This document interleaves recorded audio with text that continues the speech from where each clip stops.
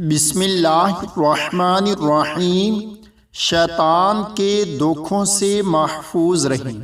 حضرت ابو بکر صدیق رضی اللہ تعالی عنہ فرماتے ہیں کہ حضور اکرم صلی اللہ علیہ وآلہ وسلم نے ارشاد فرمایا، اللہ تعالی نے فرمایا ہے کہ اپنی امت کو بتلا دو کہ وہ 10 مرتبہ صبح کو، 10 مرتبہ شام کو اور 10 مرتبہ سوتے وقت پڑھا کرے، لا حول ولا قوت الا باللہ، لا حول ولا قوت الا باللہ۔ سوتے وقت پڑھنے سے وہ دنیا کی تمام آفتوں سے محفوظ رہیں گے، شام کو پڑھنے سے شیطان کے دھوکے سے محفوظ رہیں گے، اور صبح کے وقت پڑھنے سے میرے اللہ کے غصے سے محفوظ رہیں گے۔